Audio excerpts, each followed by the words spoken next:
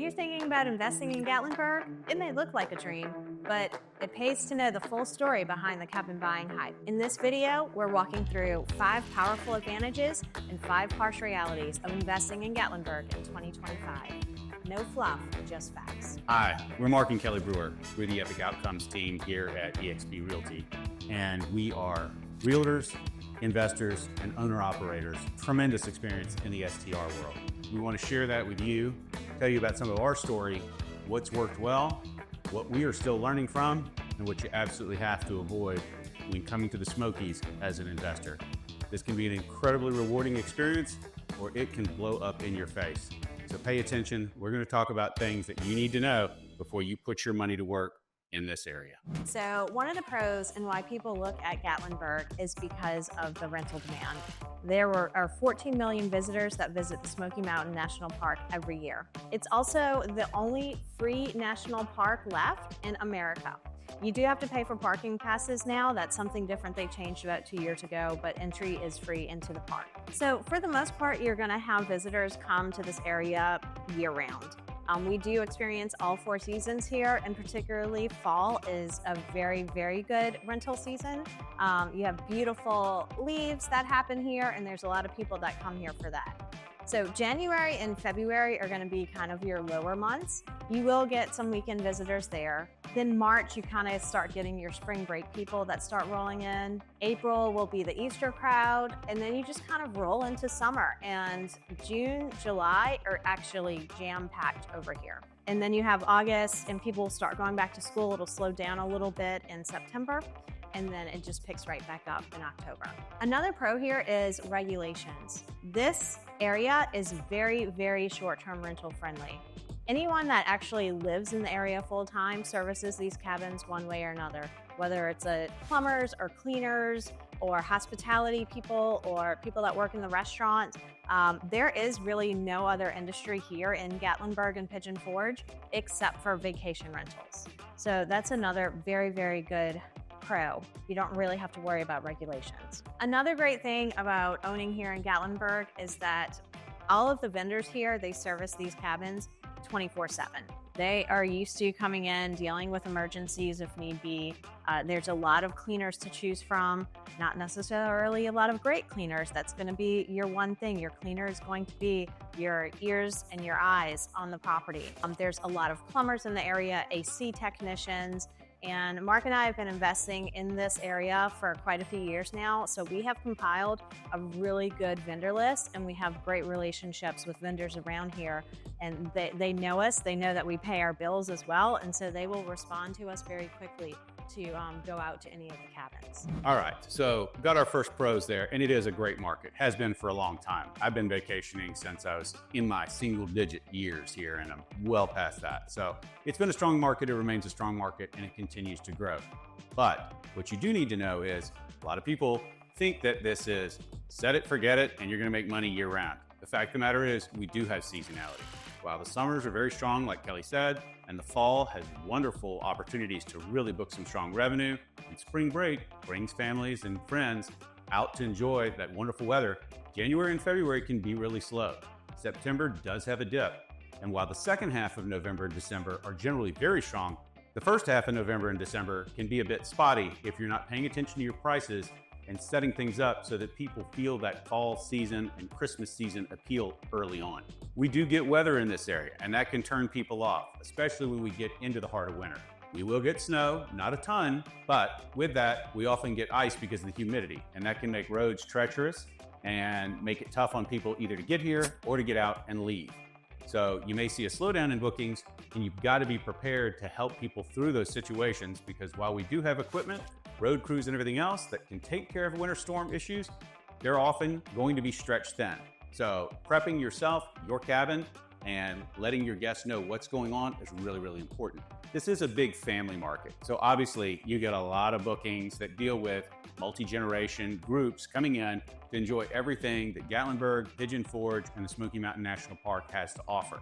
At the same time, kids are in school a lot. So when you get outside of those holidays, spring break, summer, November, and December holidays, you're gonna see less people here unless you're catering to a particular crowd. So if you're gonna invest in a big cabin, then big cabins need to really make their money when big parties are coming. Otherwise, you may sit vacant, or you're going to end up pricing just like you have a 2-bedroom. And that can be harsh when you have a much bigger note associated with a large cabin. You have to play the game correctly. A lot of people take those profits when we are doing really well in the high season, and they look at that as income that they're just banking away and spending on other things. Keep in mind, when things do slow down, you're not necessarily going to have all that income coming in. Hopefully you're cash flow neutral in those months, but there are times that you may dip and not make enough to cover your note and your expenses. You need to take some of that well-earned profit and set it aside. So planning is essential. And the fact of the matter is, a lot of folks think that once you put one of these on the market, you can simply make sure that it's clean, tidy, and has some cool stuff inside, and it's going to get booked all the time. The truth is, this is not a passive activity. It is an active money-making activity. You may not have to put a ton of time into it, but either you or a property manager or professional co-host is going to want to be paying attention to what's going on with your pricing, where you are in the season, making sure that you're following up from guest reviews and ensuring that anything that was pointed out as a potential problem is fixed. If you don't, those are going to compound. You're going to see less bookings, you're going to see less revenue, and this can spiral out of control pretty quick. So another pro about investing in Gatlinburg is obviously strong income and appreciation potential. That is one of the main reasons why Mark and I decided to start investing here in the first place. I've been a realtor for a long time and have helped a lot of clients invest in long-term rentals. And, I was doing the math when it was time for us to invest, and I wasn't very excited about just getting, an extra couple $100s a month from my income property. So I started pivoting and looking into short-term rentals, and I was like, wow, we can make a couple $1,000s a month just off of this one cabin. So for us, it was almost like a no-brainer to do that. Some cabins here in Gatlinburg, they can gross $60,000. They can gross $120,000 a year. Some of the higher end cabins, the bigger cabins that have all these amazing amenities like a view, maybe a pool, you have to have a hot tub here. If it's managed correctly and you have a really primo cabin, maybe you're grossing over $150,000 a year. That's one thing that Mark and I do as well. We will sit here and hash out your goals and ask you, what would you like to gross? What cabin could you afford right now? And then we'll go over, well, that cabin should make a certain amount per year as well. So, and then obviously the other cool thing is you kind of get a free vacation, right? You can come over here and with your kids and your family and stay at your own cabin for free for a little while. That's pretty awesome. So let's talk about the second cons. While investing here can create a lot of income, wealth, and appreciation over time, because it's a well-known area and a lot of investors have moved into this area, you're going to see higher prices compared to other markets. We may not be talking Vail ski lodges, but the average median price in this area is almost $500,000. And at 20% down, that requires some real capital. There are other ways to get in and come in at a lower down payment, but that's generally going to come with additional leverage, additional interest, and probably a higher rate. So you need to be wary of that. Second of all, when we do have great opportunities due to changes in tax law, like the recent reinstatement of bonus depreciation, you're going to find investors clamoring for opportunities to get into a market. That can cause prices to go up. And while we haven't seen them rise much right now, in fact, if anything, they've been softening from the highs of 2 years ago. What does happen is really good properties get snapped up quick. People come, they look around, they really like it, they get fixated on something, but they're not ready to purchase. They don't have their pre-qual letter. They're not ready to pull the trigger when that great property comes along, and unfortunately, it ends up in somebody else's hands. Or they could have snatched it up, but then they find themselves in a bidding war because they weren't ready to go before everybody else found out about that great opportunity. You can get into the market a little bit cheaper than that median price on a smaller cabin. The issue with that quite often comes at the expense of needing to renovate. Renovations can get pricey, especially with older cabins. So if you're looking in this market and you're trying to keep your price point down, be prepared to do some work. Whether you pay someone else or you do it yourself, know that you need more budget than probably what you're anticipating to make sure you're up and running, because you can't simply flip it on the market and expect it to play out like it's a peak property. you're going to probably need to do some work to get it into that top echelon so that it is highly competitive and books more often. And while you may have heard that there's a ton of cabins on the market right now, that's true. There's actually always a ton of cabins on the market. Whether they're priced at something that makes sense is a whole nother matter. What I'll tell you is, when you see that many of them sitting, it's probably because the economics don't work, because they're priced too high. We tell people all the time, don't fall in love with a cabin unless you can fall in love with the numbers. So be wary, take your time, make sure the economics work for you, and that you understand what your real purpose in buying is. If it's for cash flow, make sure that it's going to cash flow. If it's going to be appreciation, then you focus on that and understand where it is and what's happening with the prices in that area. If it's for tax savings, great. But understand what the other offsets are if you're buying for that purpose. Know what your goals are and stick with them. Okay, so let's talk about tax benefits and how much of an investor-friendly environment Gatlinburg and Pigeon Forge are. Honestly, it's all of Tennessee. One of the reasons why people target Tennessee is because there's no state income tax. You heard that right, we are one of those states. Let's address the big elephant in the room. Ever since that big, beautiful bill passed, one of the things is that it implemented accelerated depreciation again. Mark and I have had an influx of investors calling us just in this last month, and they all want to buy something by the end of this year, which is 2025. And why is that? Because bonus depreciation is back, which is a wonderful thing for investors. And if you don't know what bonus depreciation is, go ahead and ask your accountant and make sure that he's giving you that excellent tax strategy. Most of the cabins here in Gatlinburg and in Pigeon Forge are located in Sevier County. Sevier County is absolutely investor friendly. They love short-term rentals. You know, you do have to follow some zoning laws and some permits. Mostly it's just a fire permit. It's very, very easy to do. And you have to pay a couple $100s to the county every year to get your STR permit. So make sure that you factor that into your expenses every year for your short-term rental. But overall, the county is very short-term rental friendly. There's maybe about 10% of the county that doesn't allow short-term rentals. And Mark and I know exactly where those zones are. So we'll make sure to not have you invest in those zones when you're looking for a cabin here in Pigeon Forge and in Gatlinburg. We also get a lot of investors that are deciding between the Smoky Mountains and between Florida, a beach destination. And a lot of the times they always decide on Tennessee. Why is that? Because the insurance here is a lot lower than the insurance on the beach. So the insurance has gone up in the last couple of years here, but not very much. Speaking of taxes here, tax rates in Sevier County are also relatively low, and insurance is relatively low, especially when you compare it to most coastal locations. Hey, look, before we go any further, if this is the type of stuff that you definitely do want to know, and you're probably not going to memorize everything that came out of our mouth, hit the QR code down here at the bottom of the screen, and that way you can get a full detail on all the things that we're talking about. And that'll help you as you start your research and have more and more questions about, is this the right place for you, and what does it entail? Jumping back in, look, those are great things that Kelli was talking about, but there are cons that come with it. So permitting is something that you have to pay attention to. This is like any other business. You're gonna have to have a license. If you're in the city of Gatlinburg, you're gonna have to register with them. If you're gonna be in Pigeon Forge, they have their own regulations. And of course, there's county regulations. You're gonna need to make sure that you understand what you're on the hook for. There are different tax regimes that you're gonna have to pay. While none of them are what I would call penal, there is a lot to track. So make sure that you're getting into this and you're either having someone doing your books for you or you're prepared to do it yourself, because it is something that you can get yourself tied up pretty quick in a mess if you're not tracking everything properly.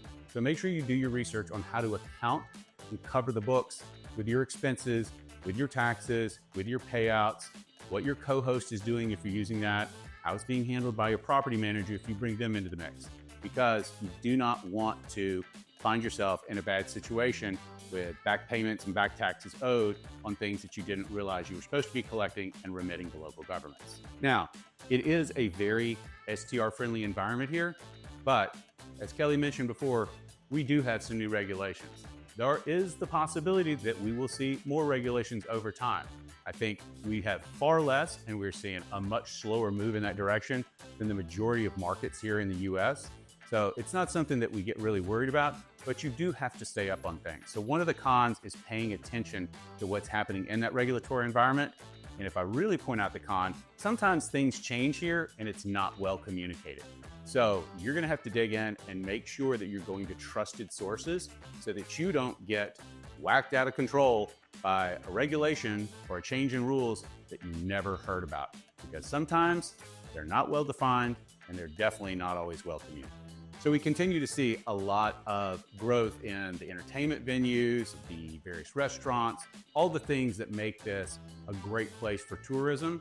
There are zoning issues that are coming up. We are seeing certain neighborhoods, certain other areas that can get locked down. If an HOA gets taken over by private residents, they can actually outlaw an STR in that neighborhood. So you want to know what's going on in each given area that you're looking at. Most of the time, you're gonna be safe here. This is super STR rich. And so a lot of these areas have tons and tons of investors that own in the area, and they're generally always gonna kind of vote as a group. But there's always the possibility that that's not the case. So know what you're buying and where you're buying. Because the last thing you wanna do is pay STR premium prices for a house that can't function as a cash flowing asset. So another pro is Gatlinburg has always been a vacation rental market. Even before Airbnb was a thing, even before the internet was a thing, people would come here to vacation in the 30s, the 40s. So it's kind of a beloved destination for a lot of people. My husband, Mark, actually vacationed here when he was little. So that really pulled at his heartstrings when I was like, hey, let's invest in Gatlinburg. He's like, oh my God, I have so many great memories as a kid, like playing in the streams with my family, going to this particular restaurant, staying at these cabins. And so for him, it was also a nostalgia thing to invest here too. It didn't hurt that the financials made sense. As far as what do people do here when they're on vacation and kind of like, why do they come here? Well, of course, the big one is Smoky Mountain National Park. Again, it gets 14 million visitors a year, and it's one of the free national parks. It's the only free national park in America. Another big draw is Dollywood. I don't know if you've heard of her, but there's a woman called Dolly Parton that is actually from here, and the theme park is amazing. A lot of people come just for that. So when you're looking for a cabin, if it's anywhere close to Dollywood, it's probably gonna do really well. Another huge attraction is Anakista. This is a beautiful, beautiful attraction that is way up on the mountain. You either have to take a ski lift to get there, or you can take a van all the way up the mountain. They have anything you want. It's a great day for families to come. They have mountain coasters. They have a really cool tree line walk. There is a restaurant up there. There's all kinds of play areas for kids. There's really, really cool zip line. And speaking of zip lines, we have quite a few of them around here as well. Another attraction is over Gatlinburg. We actually have skiing here. Now, it's not gonna be like the Colorado skiing. It's actually man-made snow, but it's something for like kids to come and do. There's a lot of snow tubing that happens up there. There's ice skating. So Ober Mountain's a big winter destination, and it is actually in the Chalet Village, which is a huge, huge popular neighborhood here in Gatlinburg as well. So another destination to look for if you want a cabin here is Chalet Village. A lot of people know about that, and they target that neighborhood to stay in. There's all sorts of investments that have been happening in downtown Gatlinburg. We're actually getting a lot of the big Nashville restaurants as well. So you have Blake Shelton's Old Red that has come here, and that's a live music venue. The food's pretty good too. You also have Jason Aldean's restaurant that just came here too. So there are just so many things for you to do here. And the cool thing too is that it kind of is for different people. You can come here and have a completely different vacation. You can come here and target some guests that maybe they're nature people. They don't want to really have anything to do with the craziness on Pigeon Forge Strip or the crowds that can happen sometimes in downtown Gatlinburg, and they only want to hike and go to the park. You also have people that come, and it's families that want to entertain their kids. So they're gonna go and do putt-putt on the strip. They're gonna go to all of the dinner shows that we have here. They're going to go to all the arcades that are available. They're going to take their kids to the mountain coasters that we have here. That's another really cool thing, and why it does so well for investment is because there's so many things to do here, and there's so much investment and infrastructure that is happening here. It's really, really exciting to see. So there's tons of infrastructure, there's hundreds of things to do. But with all that, with that development, remember, we are in a national park. We are surrounded by tons and tons of forests. And unfortunately, we do have environmental disasters here. From time to time, we'll have flash flooding. A lot of heavy rains that come through this area, they all have to funnel, and you're funneling out of the mountains, into streams, into rivers, and that can rise really quick. So you've got to be aware of where you're buying. You buy in the wrong spot, you can actually see your cabin get washed away. Second of all, we do have fires here. Back in 2016, we had a really bad event that almost burned Gatlinburg to the ground. Very unique, very different, really bad intersection of high winds, very dry conditions, and a loss of communications between all the teams that were coordinating fire response due to damaged infrastructure. So pretty unique, but you pay attention, seems like we always have a small wildfire here and there. So you're gonna need to insure properly. You're gonna need to raise your rates on your insurance from time to time to account for the uptick in the value of your investment property. If you don't, you can be left holding the bag or staring at a loss. Hopefully that's never something that happens to you, but you do need to acknowledge it and accept the fact that there is always the risk. So manage your risk mitigation. It's important to make sure that you have the right policies in place, that your insurer understands that you are running a short-term rental, it is a vacation home, and that you have the right riders on it. It never hurts to have an umbrella policy as well. Personal liability is something that you are at risk of when you own a cabin. Remember, you're basically running a small hotel. Given the fact that we are out in nature, and a lot of these cabins are a little bit removed from town, you're gonna have issues related to the weather. Not the same environmental risk I was just talking about, but the fact that we don't bury cables here. We're gonna have downed power lines. We're gonna have storms from time to time. So you need to be prepared and understand how to handle that when it affects one of your guest stays. Know who your utility providers are and how to monitor the situation and help them understand what's going on. Second of all, make sure that you've done the right things to try and protect your asset. Know what the fire-wise protections are that need to be in place so that you reduce the risk of something happening to your home. If you're gonna have specialized amenities at your house, be sure that that is accounted for and that you've taken the right safety precautions.